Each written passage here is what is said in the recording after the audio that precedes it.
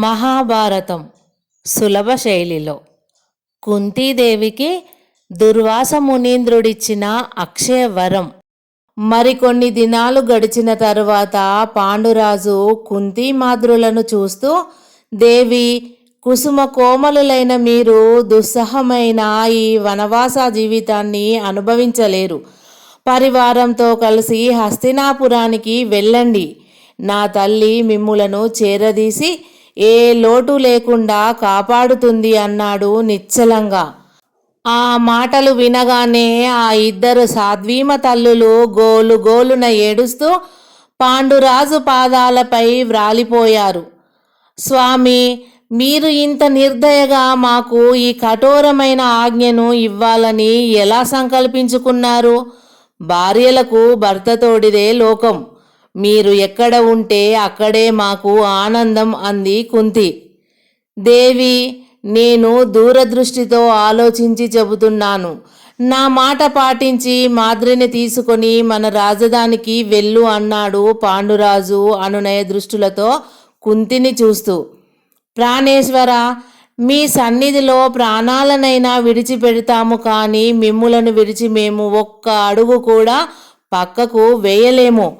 మమ్ము ఈ కఠిన వాక్యాలతో ఇక బాధించకండి అని ఆవేదన అంతకంతకు అతిశయిస్తుండగా కుంతీదేవి గంధపు చెట్టు మొదలును పెనవేసుకున్న నాగకాంతల పాండురాజు పాదాలను పెనవేసుకొని కన్నీళ్లతో అభిషేకించింది.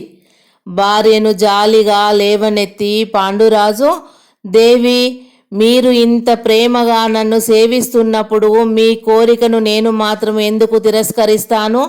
మీరు ఈ అడవులలో కందమూలాలు తింటూ ఇడుముల పాలు కావడం ఇష్టం లేక అలా అన్నాను.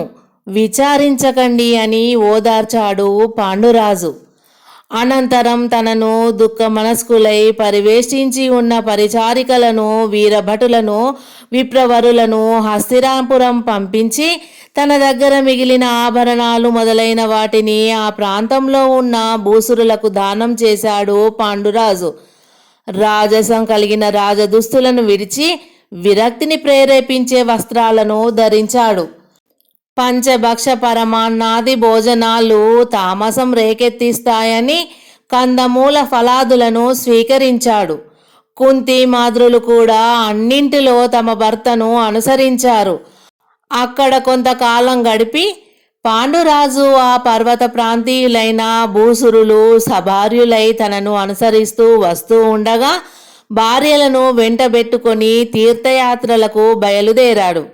ఉత్తరాభిముఖంగా ప్రయాణం సాగించి నాగశైలం, చైత్రరథం, హిమవంతం అతిక్రమించాడు. గంధమాదన పర్వతం మీద కొంతకాలం గడిపాడు. అనంతరం ఇంద్రద్యుమ్న తటాకాన్ని, హంసకూటమును సేవించి మహాపవిత్రవంతమైన శతశృంగ పర్వతం చేరుకున్నాడు పాండురాజు. పాండురాజు భార్యలతో తన వెంట వచ్చిన విప్ర కుటుంబాలతో ఆ పుణ్య పర్వతం మీద స్థిర నివాసం ఏర్పరచుకున్నాడు. ప్రాపంచిక చింతలను విడిచిపెట్టి కొంతకాలం తీవ్రమైన తపస్సమాధిలో మునిగిపోయాడు. పుణ్య జీవితాన్ని ప్రసాదించే భగవంతుని కథలను వింటూ కొంతకాలం గడిపాడు. ఆ పర్వతం మీదికి విహారార్థం వచ్చే యక్ష గంధర్వులతో మైత్రి చేసుకున్నాడు. ఉగ్రమైన నియమ నిష్ఠలతో చిరకాలం తీవ్రమైన తపస్సు చేసి రాజర్షి అయ్యాడు. ఆ ప్రాంతంలోని మహర్షులు విహారార్థం వచ్చే వేల్పులు రాజర్షి పవిత్ర దీక్ష తత్పరతలను చూసి బ్రహ్మర్షి తుల్యుడు అని ప్రస్తుతించారు. ఆ విధంగా కొంతకాలం గడిచిపోయింది. ఒకనాడు విషన్న హృదుడై తలవాల్చుకొని దీర్ఘంగా ఆలోచిస్తూ కూర్చొని ఉన్న పాండురాజు దగ్గరికి వచ్చి కుంతీదేవి అతని పాదాల వద్ద కూర్చుంది. స్వామి అంటూ ప్రేమగా పిలిచింది. భార్య పిలుపుకు పాండురాజు తలెత్తి చూశాడు. వెంటనే మళ్ళీ తన కళ్ళను మూసుకున్నాడు. కళ్ళు మూసుకొని ఉన్న భర్త ముఖంలోకి దీనంగా చూసింది కుంతీదేవి. కొన్ని దినాల నుండి మీరు ఏదో దీర్ఘంగా ఆలోచిస్తూ తీవ్రంగా బాధపడుతున్నారు. మీరే చెబుతారని ఏ దినానికి ఆ దినం నేను మాద్రి ఓర్పు వహిస్తూ వచ్చాము. కానీ మీరు దినదినానికి విచారం పెంపొందించుకోవడం తప్ప మీ పాద సేవకురాండ్లతో ఆ ఆవేదన వెల్లడించడం లేదు. దయచేసి మీ సర్వస్వం భాగం పంచుకున్న మీ అర్ధాంగి దగ్గర దాపరికం లేకుండా మీ బాధ ఏమిటో చెప్పండి స్వామి.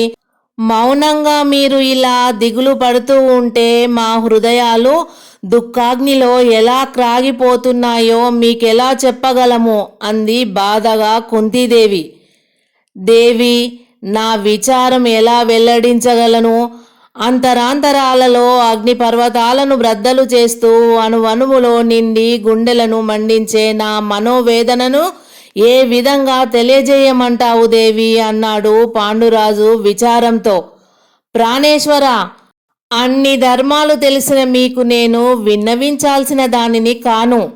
సర్వకాల సర్వావస్థల్లో పతి శ్రేయస్సునే సతులు కోరుకుంటారు. అటువంటి ధర్మపత్నుల దగ్గర పతిదేవుడు ఏ విషయాన్ని కూడా దాచకూడదు. మేము మీకు సేవికులం. మీ సుఖంలో కంటే బాధలోనే ఎక్కువ భాగం పంచుకోవాల్సిన వాళ్ళం. ఇక నన్ను రంపపు కోతకు ఎరచేయకండి.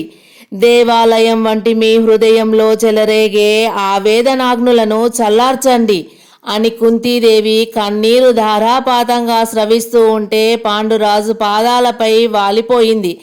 దేవి, దేవి, దుఃఖిస్తున్న భార్యను 2 చేతులతో పొదివి పట్టుకొని పైకి లేపి కూర్చోబెట్టాడు. నిశ్చల గంభీరంగా కుంతిని చూస్తూ ఇలా చెప్పసాగాడు. కొన్ని దినాల క్రిందట నువ్వు మాద్రి ఆశ్రమంలో బ్రాహ్మణ స్త్రీలతో ముచ్చటిస్తూ ఉండగా నేను ఈ పర్వతం మీద అలా తిరిగి కొంచెం సేపు గడపవచ్చునని పర్వతాగ్రానికి వెళ్ళాను. ఆ పర్వతాగ్రం నుండి ఎవరో దివ్య తేజో విరాజితులైన మునులు విమానాలను అధిరోహించి ఎక్కడికో వెళుతున్నారు. నేను వారిని సమీపించి ఇలా అడిగాను, స్వామి, తమరెవరు? ఇలా విమానారూఢులై ఎక్కడికి వెళ్తున్నారు అని అడగగా వారు, ఈనాడు అమావాస్య, బ్రహ్మను సేవించడానికి బ్రహ్మర్షులు, మహర్షులు, విశేషించి పితృదేవతలు ఈ దినం సత్యలోకానికి వస్తారు. మేము అక్కడికే పోతున్నాము అన్నాడు ఒక మహర్షి. మహాత్మా, నాకు కూడా బ్రహ్మను దర్శించాలని, భక్తితో సేవించాలని ఎంతో కుతూహలంగా ఉంది. దయచేసి నన్ను కూడా తీసుకువెళ్ళండి అని అడిగాను. ఆ ముని దివ్య దృష్టులతో నన్ను గురించి తెలుసుకొని, మహారాజా, అనపత్యులకు సత్యలోక ప్రాప్తి లేదు. పుత్రులు లేని నువ్వు అక్కడికి రాకూడదు అని చెప్పి వెళ్ళిపోయాడు. దేవి, అప్పటి నుంచి నా మనసు విపరీతమైన వేదాగ్నిలో దహించుకుపోతోంది. ఈ బాధ నా జీవితాన్ని కాల్చి బూడిద చెయ్యనిదే నన్ను విడిచిపెట్టదు. మీకు చెప్పినా ప్రయోజనం లేదని, ఊరికే మిమ్మల్ని బాధ పెట్టడం ఎందుకని నాలో నేను కుమిలిపోతున్నాను అన్నాడు పాండురాజు. పాండురాజు మాటలు వినగానే కుంతీదేవి విచారవదనంలో దీర్ఘమైన ఆలోచన ఆవరించుకుంది. దేవి, నీవు చాలా బుద్ధివంతురాలివి. యుక్తమేదో అయుక్తమేదో బాగా తెలిసిన దానివి. ఈ విషమ పరిస్థితిలో నువ్వే నన్ను, నా వంశాన్ని నిలబెట్టాలి. నన్ను నరకబాధ నుంచి తప్పించాలి అన్నాడు పాండురాజు. జీవితేశ్వర, మీ దుఃఖం చూసి నేను బ్రతకగలనా? లోక పవిత్రమైన చంద్రవంశంలో జన్మించి సుక్షత్రియ శేఖర్లలో శ్రేష్ఠుడని ప్రసిద్ధిగాంచిన మీరు నరకంలో పడి కొట్టుమిట్టాడడం నేను సహించగలనా?